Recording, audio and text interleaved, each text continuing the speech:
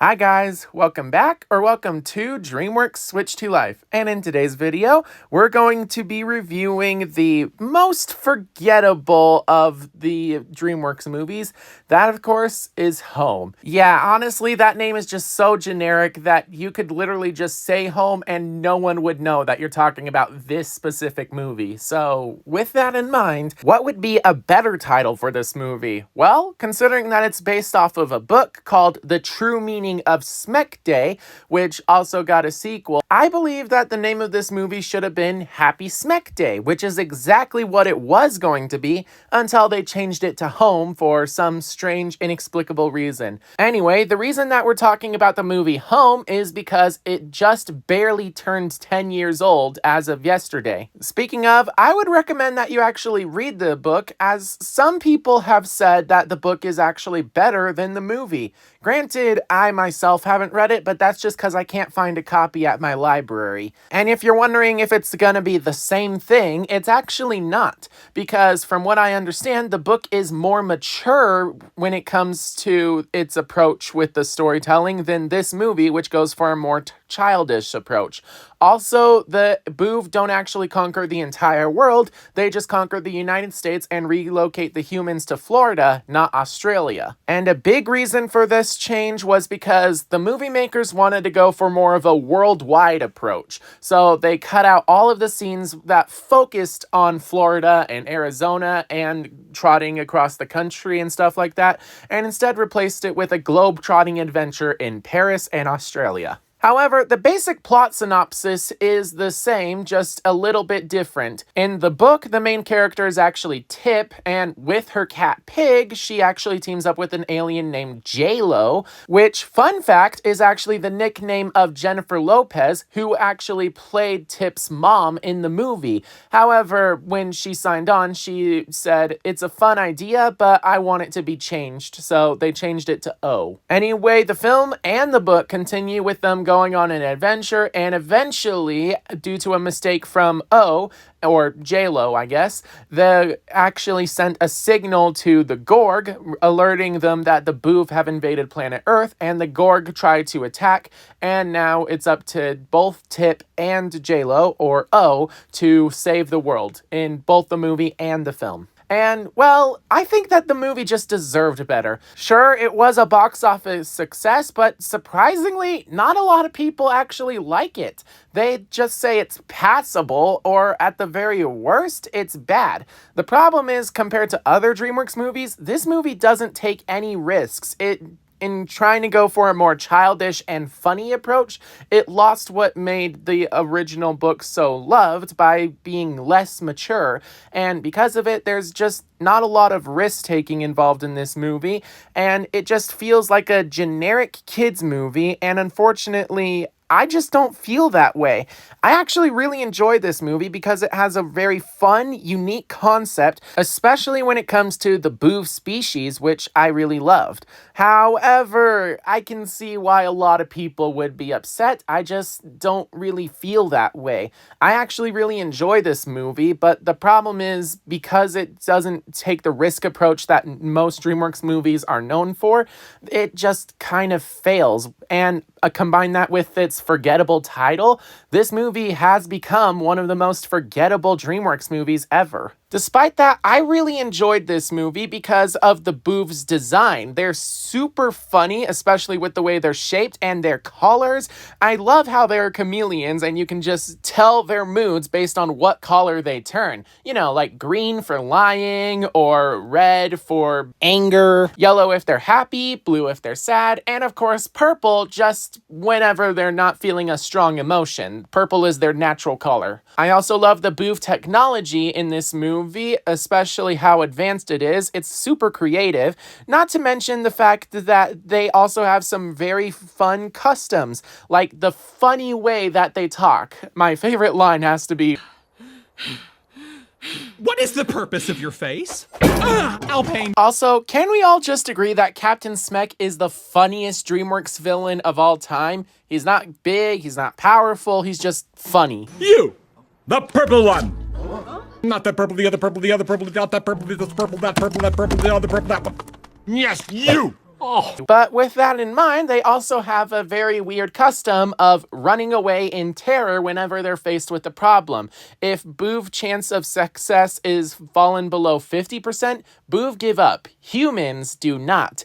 And the reason is because humans are an emotional species that care for one another. The Boov don't. From a young age, they're just raised by a bunch of machines, like the babies are just left all by themselves, and they have no care for each other with the exception of O, who actually wants to befriend and throw parties with people, but nobody else wants to because everybody else hates being together. They also hate O because he's slightly annoying due to his optimism. Now, aside from the Boov, let's talk about what else makes this movie great. First off, the animation. The animation quality is extremely good. I really enjoyed it. Not to mention the fact that there's some really cool, wacky designs, and especially some super funny scenes that can only happen thanks to the Boov technology, and, well, if they tried to do this in live action, it would suck. I also really enjoyed the writing for this movie, especially because the Boov have this weird way of talking. I also really loved how the main character is played by Jim Parsons. He really brought the character to life.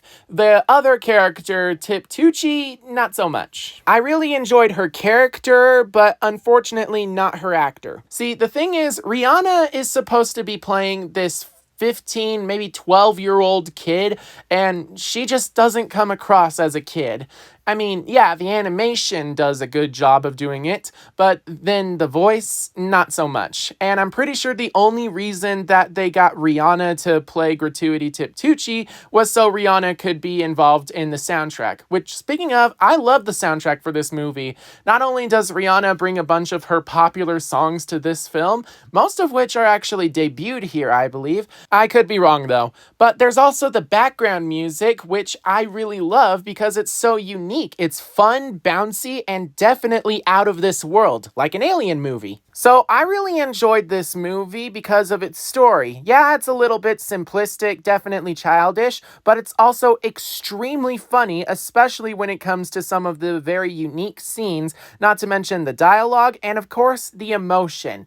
I mean, there's not really a lot of emotion when it comes to the Boov, but over the course of the movie, we see O, who at the start of the movie believes that Boov are the superior species to humans because they have some advanced technology, and that humans are just animals. But over the course of the movie and his friendship with Gratuity Tip Tucci, which I really love their dynamic, he begins to learn that humans are emotional creatures that care about one another in a way that the Boov do not care about each other. And over time, he realizes that the Boov are actually far less superior in this way. A big help is when the Gorg decide to show up, they go to a Gorg drone, and the whole time O is freaking out, trying to say, we should flee for our lives, the Gorg are dangerous. But Tip goes over to the Gorg ship because they need a part in order to get Slushiest working, Slushiest being their flying car that O created. And we see that O is considering that Tip is stupid for running toward the Gorg ship.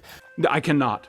Those are Gorg parts. They are metric. But the thing is, Tip needs the part to make Slushiest work so that they can go to Australia and find her My Mom. My mom. That is the thing I said. Anyway, they go to the Gorg ship, and it turns out to just be a drone, so there's no Gorg, there's no danger, and then O finds the piece of the tech that makes it so that Slushiest can work, and he realizes that because of Tip's emotions, she was actually willing to put on a brave face and go to the Gorg ship. It had a low possibility of success, but in the end, it caused them to achieve something they never could have done by running away. Also, O, who is a social Boov when nobody else in the Boov species is, finally discovers a friend in Tip Tucci. Sure, their relationship had a bit of a rocky start, especially considering Tip locked him up in a freezer, but after fixing her car and turning it into a flying car called Slushiest, she decides to let him on as a passenger so that he can guide her to the Great Antenna in Paris, where they can track down Lucy Tucci, who is Tip's My Mom. mom. And I also love how O has his own motivation as well. Because he was inviting a bunch of Boov to a party, he accidentally sent the send all button, and that made it so that the Gorg received the invitation, which would bring them to this planet. So Captain Smek and the other Boov try to find a way to disable the email, but they need O's password to do it. So now O has become a fugitive from the law, and they're going to erase him out of existence. I also really enjoyed Kyle, who is a cop Boov that is supposedly O's friend, but the only reason that they hang out is because Kyle is forced to stay in one place. So Kyle goes after O, and unfortunately, O is trying to sneak away on Slushius to go to Antarctica, the only place on Earth where there's no Boovs whatsoever. He plans to just abandon Tip in the bathroom. And, well, she comes out and saves them at the last possible second from Kyle, but unfortunately, he ends up shooting his gun and supposedly erases the both of them from existence,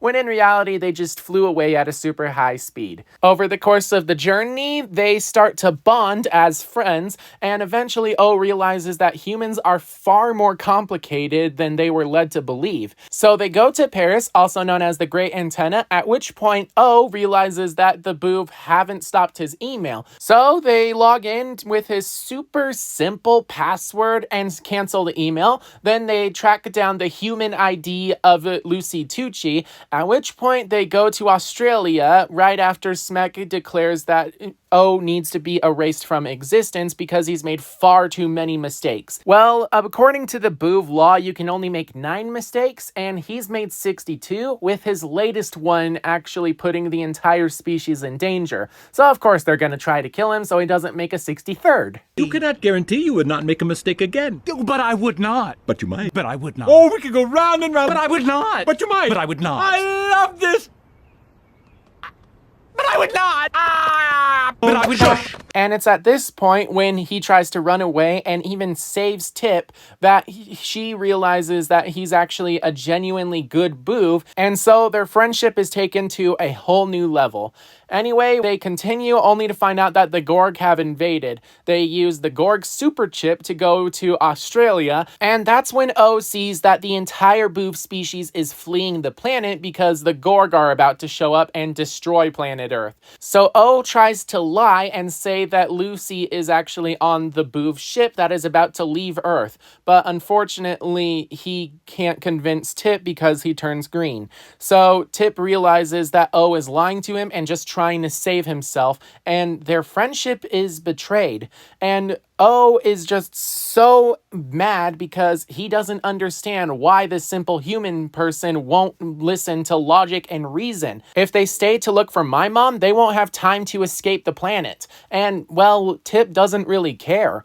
But anyway, he goes on the ship. Tip tries looking for Lucy, and she just can't find her anywhere.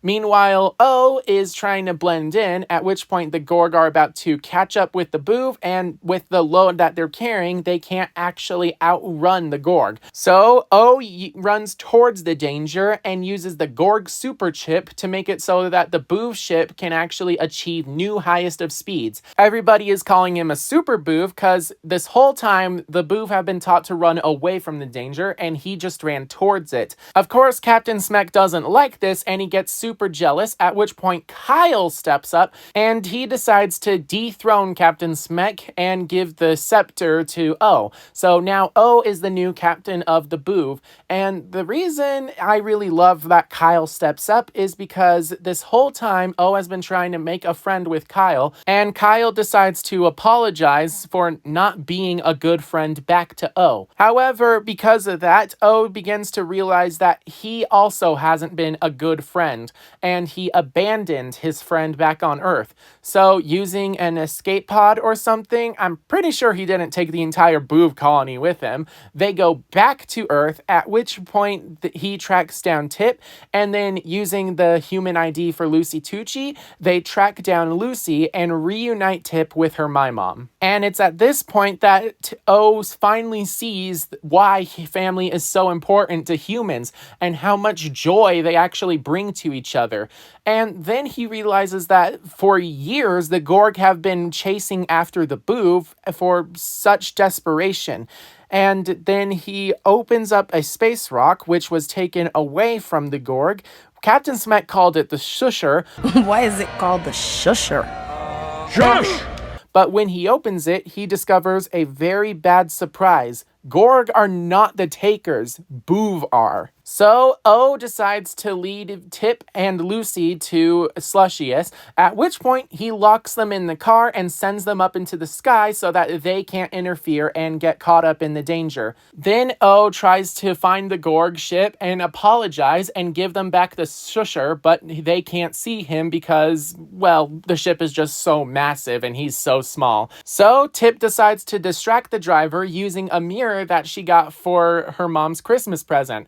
Oh, by the way, the Boov invasion actually happened on Christmas, which is why it was renamed Smek Day. So, by distracting the driver and getting their attention, she was actually able to point to O, and just as the Gorg is trying to pull the brakes, O realizes he's about to be crushed to death. And because the Gorg ship is so massive, it causes an earthquake, and there's a chasm, so he can't run away.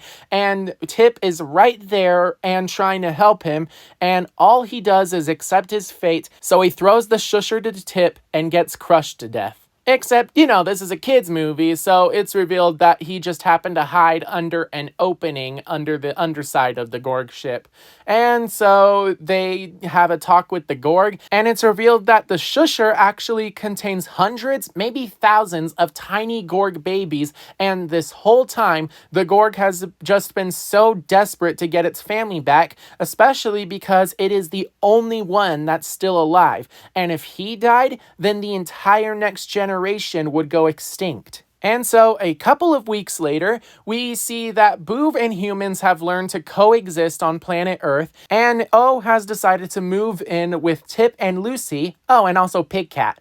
And of course, the movie ends with a celebration, along with a bunch of other aliens showing up to the party. And if you want, the story actually continues with the TV show Home Adventures with Tip and O.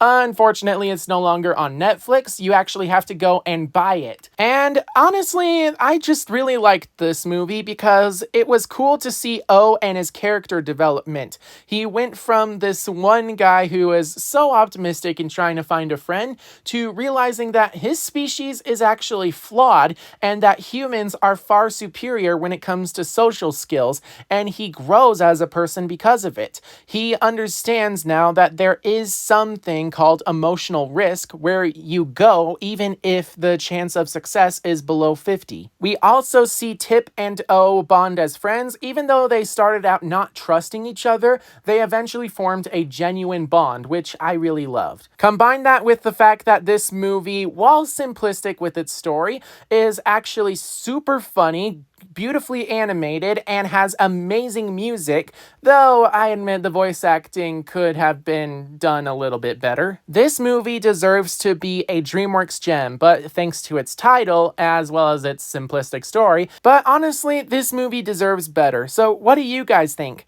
Does it deserve to be forgotten, or is it actually a cult classic? Make sure to leave your thoughts down below in the comments section, and feel free to join my membership program if you want to support the channel, and if you don't, you can just do the free option and subscribe. Speaking of, let's see if we can get this channel to 1,000 subscribers. But with all that in mind, I hope that you're staying safe out there, and I will see you all in my next video. Bye-bye.